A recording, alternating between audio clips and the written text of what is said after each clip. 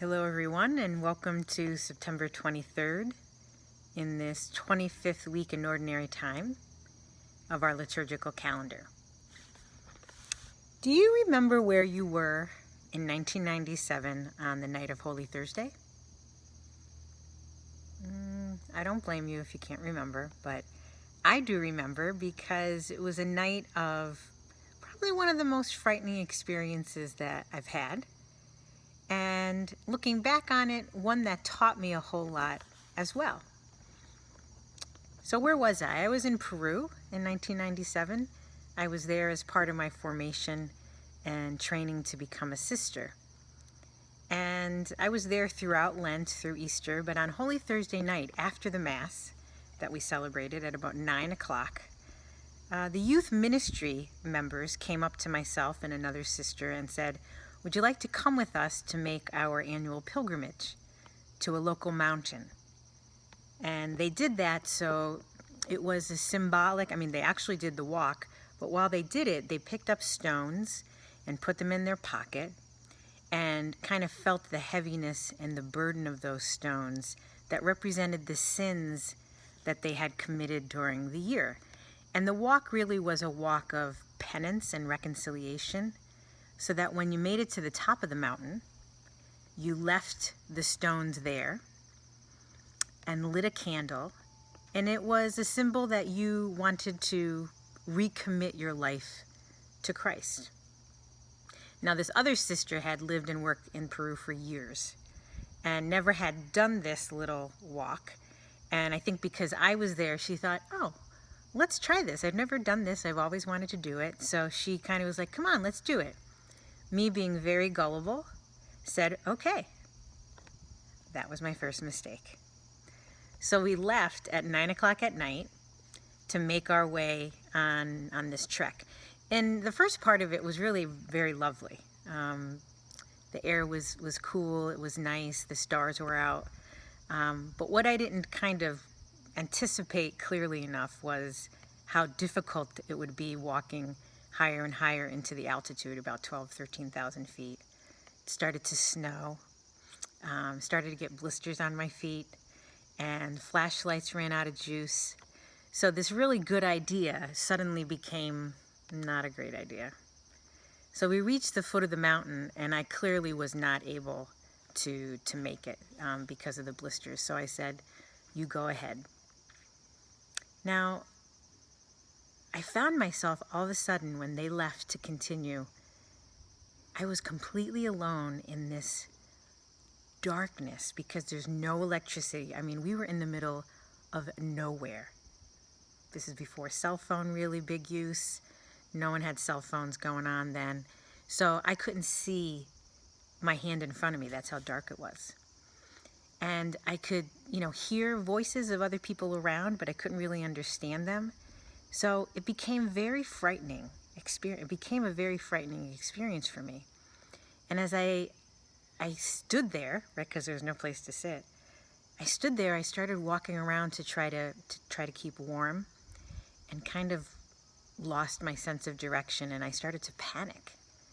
And and I look back on it now, and very silly, but I was like, I wonder if they'll find my body if this is the end, because it was just so desolate where this place was.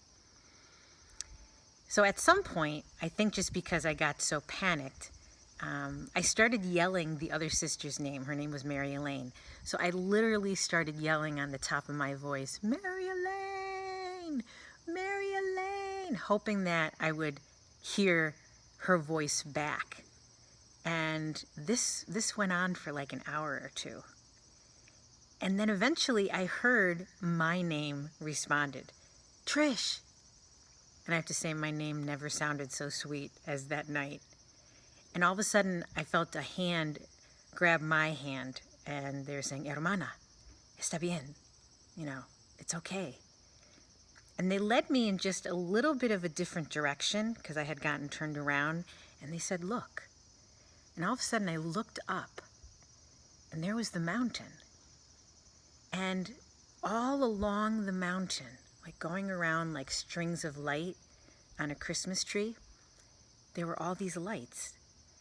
And the sister explained to me that what I was seeing were the people making their way up the mountain. And those were candles. And they were staying close together so that the other person's light could help them on their path. And it was just an amazing sight to see in the middle of this utter darkness, this pathway of light. So why this story? There's a line in the psalm from today's readings that says, "Your word, O Lord, is a lamp for my feet." Your word, O Lord, is a lamp for my feet. It's really hard to navigate in the dark, whether it be like actual physical darkness or darkness that surrounds us because of sorrow or hardship or sufferings of all different kinds. And I must admit for myself that I feel like we're living in a time right now where the path is very difficult and the way ahead seems obscured. I'm not sure where we're going. So this story, I said in the beginning, was something very frightening, but as I looked back on, has really become like a powerful story for me to reflect on. And what does it teach me about darkness? So the one is to be careful to not let myself be alone in the darkness. In the story, I said to them to go ahead without me. And that probably wasn't a great choice, because it's important to stay close to those we trust when the times become difficult and dark. I need other people when the path is not so easy to see.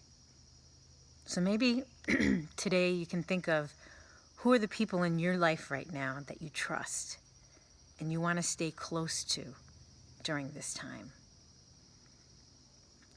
Another thing I learned was if you do find yourself alone, start yelling. Now, I don't mean literally like I did on that mountain, but don't be afraid to reach out. Ask others to come and find you.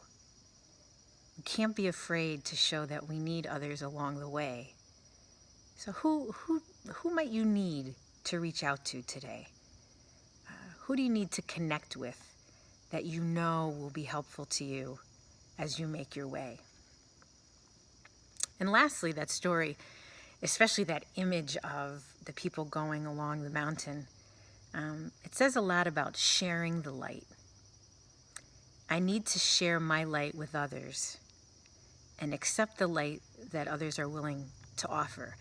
As they said, those folks going around the mountain, they would not have made it if it were not for the light of others that they stayed close to. And in times of darkness, we need to stay close to the light, whether it be the light of others, the light of God. Stay close to everything that speaks to you of God and God's light and God's love. Your word, O Lord, is a lamp for my feet. Your word, O Lord, is a lamp for my feet. Are you struggling at all these days? Where are you struggling in finding your way? Where might you need God's light as a lamp for your path? Who are the people in your life that you need to reach out to stay close to as you make your journey? So what happened then, the rest of my journey? Well, let's just say, so remember I told you that we left on Holy Thursday at 9 p.m.? We didn't get back to the village until 8 a.m. the next morning. And yeah, you should really be careful of what you say yes to before you make your way out on a journey. There's a song recorded by Amy Grant. It's called Thy Word. And I put a link to the song in the description part for this video on YouTube. You can go there and copy and paste the link and listen to the song. It's really beautiful. It might be something that you enjoy for your prayer. So know that I continue to hold you and all those you love very close in my heart, in my prayers every day. Keep looking for the light. And until we see each other again, I wish you much peace and much hope.